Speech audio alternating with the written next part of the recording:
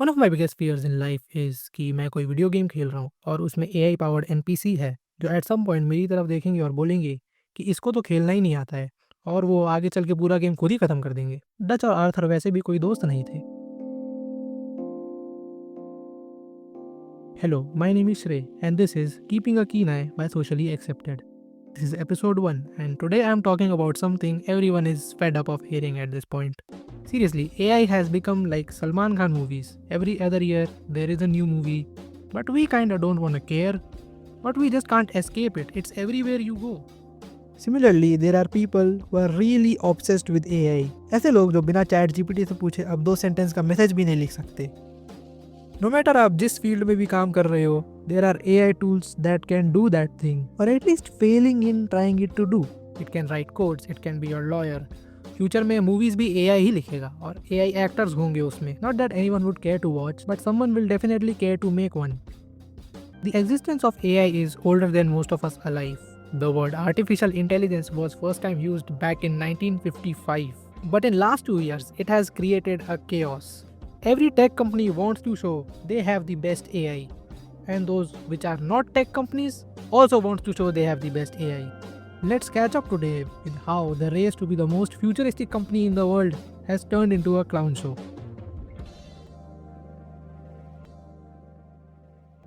People don't know what they want until you show it to them, said Steve Jobs according to the Pinterest post I saw at 2 a.m. the other night. I believe Jobs ने ऐसा अपनी inventions के लिए कहा होगा, जैसे कि iPod जो आपको जेब में हजारों गाने लेके घूमने देता था, या फिर iPhone जिसने दुनिया का ऐसा हाल कर दिया है। An iPod, a phone, and an internet communicator. An iPod, a phone. These are not 3 separate devices. This is one device. Full main character vibes. Giving some benefit of doubt to Steve Bhai, I believe he wanted to inspire with this quote, but some tech bros saw this post at 2 a.m. on their Pinterest and thought, challenge accepted. फिर क्या निकल पड़े वो लोग दुनिया को सबसे कचरा सामान बेचने के लिए। The problem is not that they are selling कचरा सामान, दे आर सेलिंग स्मार्ट कचरा सामान।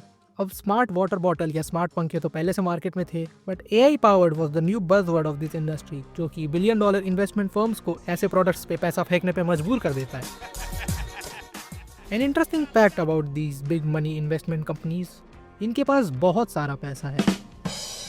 And as we know, with great money comes great sense of disconnect from the real world. कुछ सोच के देखो ना, अमीर लोगों को क्या पता आम आदमी कैसे जीवन जी रहे हैं। उनके सर्कल में कोई AI कर रहा होगा तो उनको लगा यही चल रहा है आजकल मार्केट में, लगाओ पैसा जी भर के इस पर। Money doesn't buy happiness, it buys crazy ass happiness. कोई बात नहीं, गलती हो जाती है। Let's not go hard on these investment firms. इनको तो गुमराह किया गया था यूजलेस सामान को इतनी फंडिंग देने के लिए। You know what, let's talk about some AI powered trash that aim to make the world a better place. Starting with a necklace that will talk to you wherever you go. It is called friend AI। तो इस necklace से आप जब चाहे बात कर सकते हो और बदले में ये आपको आपके फोन पर एक मैसेज भेजेगा। Revolutionary idea. टू अंडरस्टैंड ये प्रोडक्ट बनाने वाले कितने स्मार्ट हैं, फ्रेंड AI वालों को $2.5 मिलियन की फंडिंग मिली थी इस प्रोजेक्ट के लिए और उन्होंने $1.8 मिलियन उसमें से friend.com डोमेन खरीदने पे खर्च कर दिए। To be honest, the product is not that weird, it is just like any other chatbot, पर आप बाकी चैटबॉट्स को गले में नहीं पहनते हो। The loneliness epidemic is real, पर ऐसे प्रोडक्ट्स को देख के बताना मुश्किल है कि ये प्रॉब्लम को सॉल्व कर रहे हैं या फिर बस लोनली लोगों का मजाक उड़ा रहे हैं। ये तो वो फ्रॉड बाबा वाला सॉल्यूशन हो गया कि जीवन में अकेलापन है, ये लो ये तावीज पहन लो, सब ठीक हो जाएगा। Apart from listening to your voice and giving a generic text feedback, it does absolutely nothing else. It is like Siri, but you wear it on your necklace and it is as useless as Siri.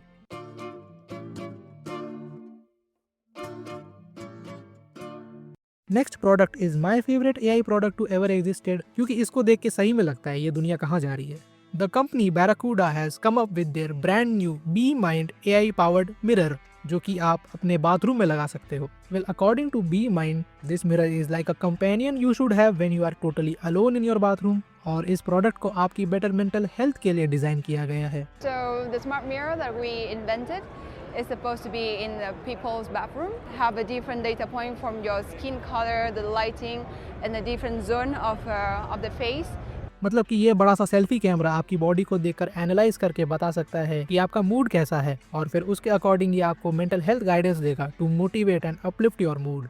to analyze the condition of the skin, and it's going to provide you the score. It can even give honest rating by looking at you. It can analyze how much is your skin glowing, how dark are your dark circles. The score up to 8 index of the skin.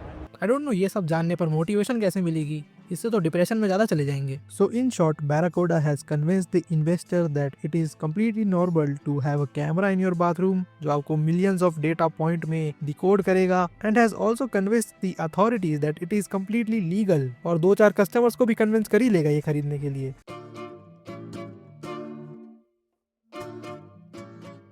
Let's just speed run some of the mildly interesting AI products. First we have AI Mattress जो कि आपके sleeping pattern से learn करता है कि आपको कैसे सोना पसंद है और फिर उसके हिसाब से एडजस्ट हो जाता है, giving you the most comfortable sleep. Next up we have AI toothbrushes.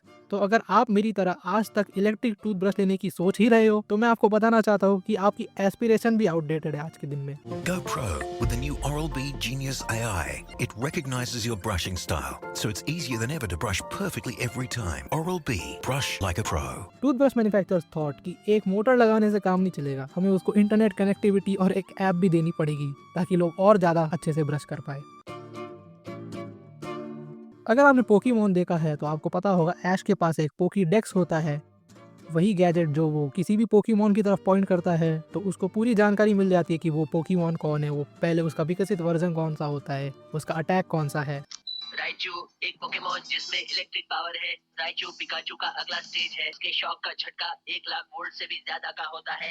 Similarly bird watchers के लिए नए बाइनोकुलर्स आए हैं, Swarovski Optics AX Vision. ये बाइनोकुलर्स बर्ड की तरफ देख के ही बता देते हैं ये बर्ड कौन सा है, and it cost just $4,899.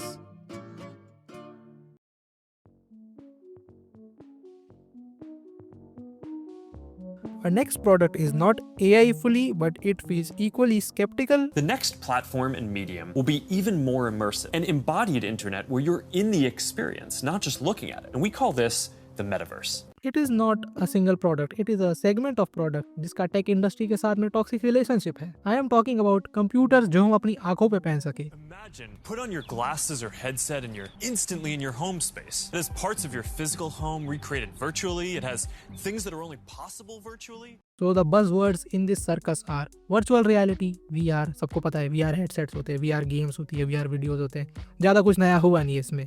Then we have augmented reality और AR जो कि आपने टेस्ट किया ही होगा कभी ना कभी कि आप अपने फ़ोन के कैमरा के थ्रू बता सकते हो कि कोई चीज़ रियल लाइफ में कितनी जगह लेगी. बहुत सारी ऐप्स है ये चेक करने के लिए. Amazon के प्रोडक्ट पेजेस पे AR का फीचर होता है. Then we have mix reality जो कि AR और VR को कंबाइन कर देता है. It is basically VR headset जिसके पीछे भी कैमरा लगा है ताकि आप रियल लाइफ में क्या हो रहा है वो भी देख सको.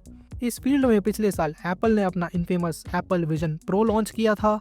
Introducing Apple Vision Pro. The era of spatial computing is here. Priced at $3,499, Apple Vision Pro guaranteed an immersive experience of EMI and credit card bills. Shut up and take my money. With such high price and being in a new segment, it was obvious that demand was quite low. Apple को अपना production target 8 lakh से कम करके 4 लाख का करना पड़ गया. Then finally, similar to MR, we have XR or extended reality. In this, instead of having a huge computer on your head, we have साधारण चश्मे. In 2023, Facebook and Meta collaborated to launch their smart sunglasses. The next generation of smart glasses by Ray-Ban and Meta. And in 2024, Google ने अपना OS Android XR launch किया for the new glasses. We're excited to introduce Android XR. And they also launched their own Google Glass. The first Google Glass came back in 2013 और अब इनका वापस से comeback हो रहा है. I think now is the perfect time to work on XR because you have a convergence of all these technologies, and Gemini is key to powering Android XR. Currently you can imagine ये सारे devices क्या काम कर सकते हैं, वही जो हमारे फोन और कंप्यूटर कर सकते हैं. The point is we don't know what is the future of these products, and also what is this future of? Are they future of gaming? Are they future of entertainment? या फिर ये products हम 24/7 पहन के चलेंगे हमेशा के लिए आने वाले समय में, और लोग डिबेट करेंगे कि उनका एप्पल वाला विजन प्रो ज़्यादा अच्छा है या फिर एंड्रॉयड गूगल ज़्यादा बढ़िया है. I I believe what is really stopping this product is that there is a camera and it is seeing each and every single move of ours which will be used to serve us ads. क्या आपने कभी online hotel search किया है? Come on, हम Meta और Google की बात कर रहे हैं। इन कंपनीज में हर सुबह डेविड ओगिलवी जी के नाम का प्रसाद बढ़ता है। प्राइवेसी की थोड़ी बात कर रहा हूँ, पुराने जमाने की चीज है। If you still think about privacy you are just not cool. Get ahead with the times man. वैसे भी हम क्यों परवाह करें, हमारे पास क्या ही है छुपाने के लिए, है ना?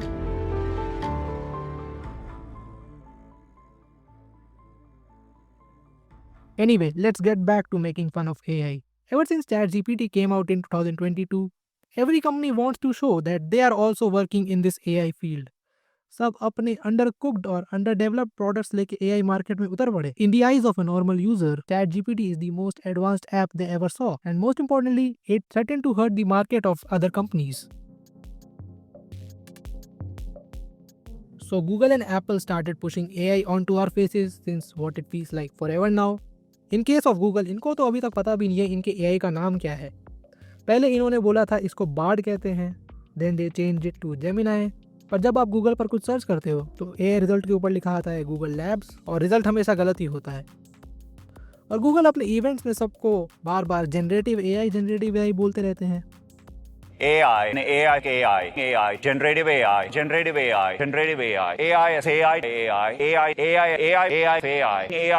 AI. It uses AI to bring AI. Thanks, Sundar. Currently, what we know is that Google Gemini is a chatbot, like every other chatbot. ये वो सारे काम कर सकता है जो बाकी चैटबॉट्स कर सकते हैं, just a bit mediocre at that. It is definitely one of the chatbots of all time. Also, there is something called Google Labs, जो कि ये दिखाने के लिए है कि वो बाकी AI में भी कुछ डेवलपमेंट कर रहे हैं। In Google Photos, there is AI that lets you add and remove things, क्योंकि जैसा असलियत में है वैसा किसी को देखना ही नहीं है। Also, if you haven't noticed, Google is more ads than ever before. The sponsored links covers more screen than they used to, क्योंकि all this AI investment is probably hurting Google's finances. I'm just speculating here.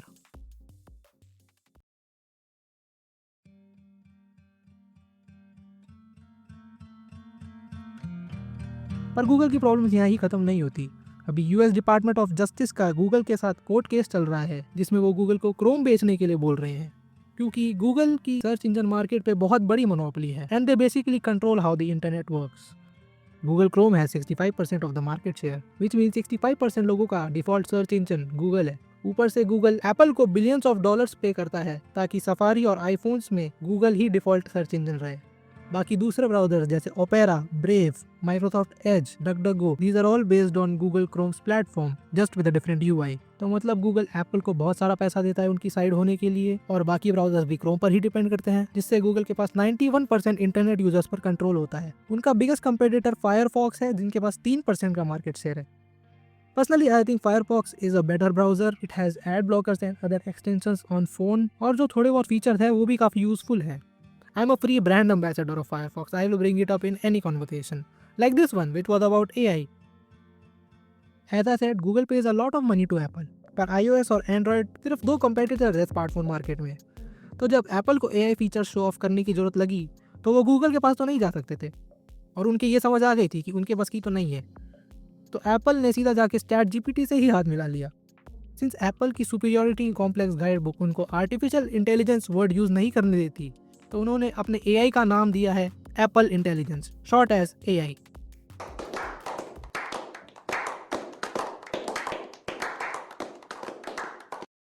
To much creativity, which is not actually bad. उनको बस Google से better होना था, जो कि वो हो गए। So Apple Intelligence is basically ChatGPT with Amirali accent. It was launched in June 2024, but it wasn't out till late October. और इस बीच में iPhone भी लॉन्च कर दिया था Apple ने अपना, ये बोल के कि उसमें Apple Intelligence है, पर उसमें Apple Intelligence थी ही नहीं। It is still not fully out. शायद उनको पता था कि लोग नया iPhone वैसे भी ले ही लेंगे। So Apple now has AI writing tool, AI calendar, AI emojis. Siri also got an AI, which means it is now more annoying and still equally useless as before. Sorry, I didn't quite get that. Apple को तो वैसे भी आदत है कि जो feature Android phone में सालों पहले से होता है उसे नया बता के लॉन्च कर देते हैं। कुछ साल पहले उन्होंने iOS अपडेट में ऐप ड्रॉअर और विजेट्स लॉन्च करे थे। इस साल वीडियो कैमरा में पॉज बटन का फीचर आया है। इन एप्पल इंटेलिजेंस उनके पास विजुअल इंटेलिजेंस नाम का नया फीचर है, जिससे आप किसी भी चीज़ पे कैमरा पॉइंट करके उसे गूगल या ChatGPT पे सर्च कर सकते हो। Simply it is like Google lens जो 2017 में लॉन्च हुआ था। आईफोन की सेटिंग्स में जाकर देखोगे तो सिर्फ चैट जीपीटी ही दिखेगा। They even allow to subscribe chat GPT from there, they are not even trying to hide it. Also there may be more AI features, but किसी को पता ही नहीं है क्योंकि जरूरत ही नहीं पड़ती। फोन का कोई ज़्यादा काम ही नहीं है, बस रोज उठो, वही 2-3 ऐप्स पे 6-7 घंटे स्क्रॉल करके समय बर्बाद कर दो और रात में जाके सो जाओ।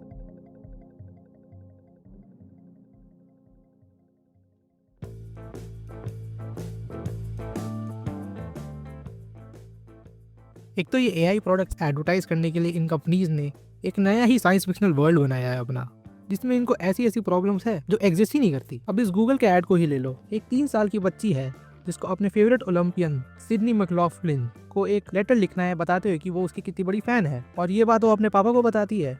तो उसका बाप सोचता है उससे तो ये काम नहीं हो पाएगा, इसके लिए तो उसको एक्सपर्ट की जरूरत पड़ेगी। I'm pretty good with words, but this has to be just right. So Gemini, help my daughter write a letter telling Sydney how inspiring she is. And be sure to mention that my daughter plans on breaking her world record one day.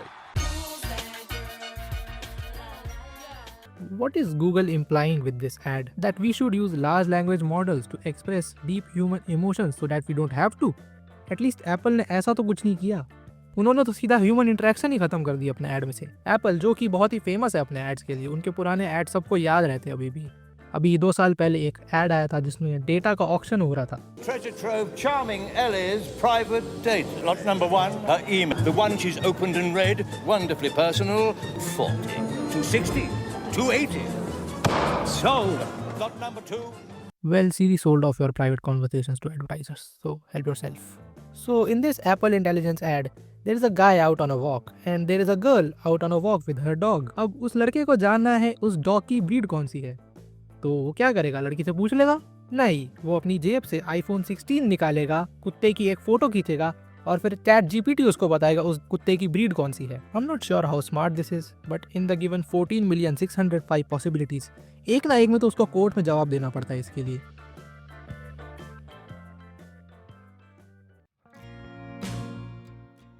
AI का fear of missing out industry में हर company को बहुत जोर से हुआ है। आप अपने फोन में कोई सा भी ऐप खोल कर देख लो और वो कोई ऐसा काम करता है जिससे इंसान के जीवन का तरीका बदल जाएगा। Even Zomato introduced an AI bot last year जो आपको क्या ऑर्डर करना है वो रेकमेंड करेगा, पर आपको उसके लिए जोमेटो गोल्ड का मेंबर होना पड़ेगा। आई डोंट थिंक ये देखकर किसी ने सब्सक्रिप्शन लिया होगा, but it may have increase sales somehow, या फिर इससे उनके स्टॉक प्राइस बढ़े होंगे और VC इन्वेस्टमेंट आया होगा बहुत सारा। क्योंकि सुन, AI ब्रो, AI यूज करते हैं वो लोग, वही चैट जीपीटी वाला। सिमिलरली मार्क जकरबर्ग भैया ने मेटा की सारी सर्विसेज में AI फीचर्स लॉन्च करे। फेसबुक में उन्होंने कुछ तो AI फीचर्स ऐड करे हैं जो मुझे पता नहीं, because I don't use Facebook and neither should you. Instagram जिसके हम सब गुलाम हैं आज के दिन में, उसमें मेटा AI स्टूडियो का अपडेट आया है जो कि उनके खुद के AI मॉडल लामा पर बेस्ड है। मेटा स्टूडियो आपके अपने कैरेक्टर बेस्ड AI चैटबॉट्स बनाने देता है जो आपकी मर्जी के अनुसार रिस्पॉन्ड करेंगे, और लोगों ने अपनी क्रिएटिविटी दिखाते हुए भिन्न भिन्न बॉट्स बनाए हैं। अगर आप मेटा स्टूडियो अभी खोलेंगे तो आपको बॉट दिखेंगे जैसे your girlfriend best friend, relationship coach and Naruto. एक exclusive socially accepted wisdom of the day, इन बॉट से कभी इंटरेक्ट मत करना और करो तो किसी को बताना मत। There is also main Meta AI chatbot जो कि बाकी चैटबॉट्स की तरह ही है, पर अब वो इंस्टाग्राम पर है। मतलब आपको रील्स रिकमेंड कर सकता है ताकि आप और 5-6 घंटे इसी ऐप पर बने रहो। एक ऐसा ही बॉट व्हाट्सएप पे भी है ताकि लोग उसको भी फेक न्यूज़ फॉरवर्ड कर सके। And that's about it for Meta, they run out of creativity after that.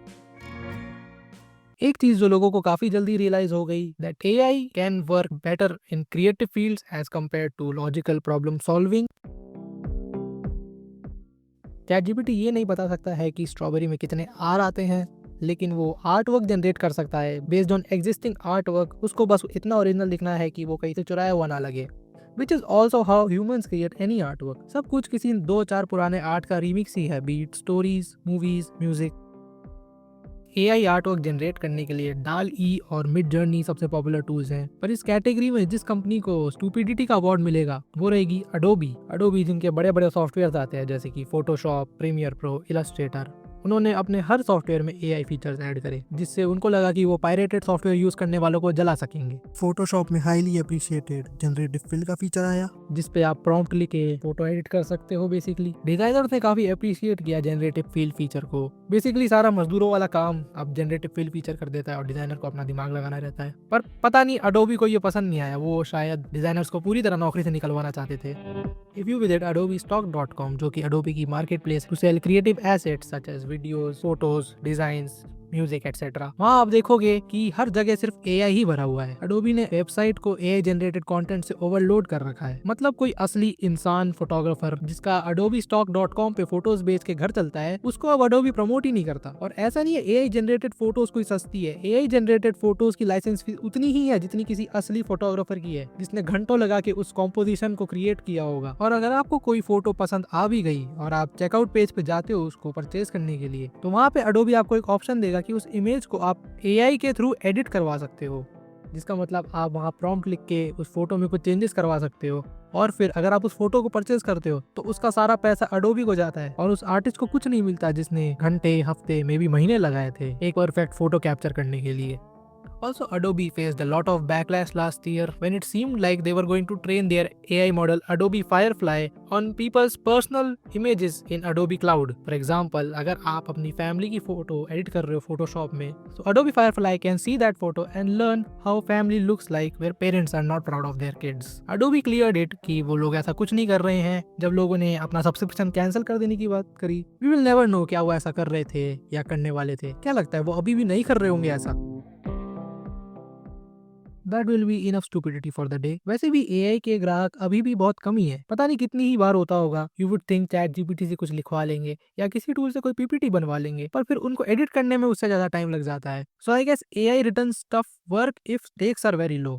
जैसे स्कूल या कॉलेज का असाइनमेंट, तुम्हें पता है टीचर्स आंख बंद करके चेक करते हैं, तुम क्यों ही मेहनत करोगे। AI जनरेटेड रील से किसी को इसलिए तो शिकायत नहीं है, बनाने वाले को बनाने में कोई इंटरेस्ट नहीं है, देखने वाले को देखने में कोई इंटरेस्ट नहीं है, पर दोनों साइड से लगे पड़े हैं।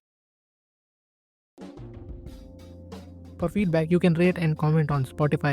Instagram पर कनेक्ट कर सकते हो @sociallyacceptedpod. You would also find links to support the show there. There is also socially accepted LinkedIn page where I pretend to be formal. Share it with someone you know who would like this kind of rant. This is Shrey and you are now socially accepted.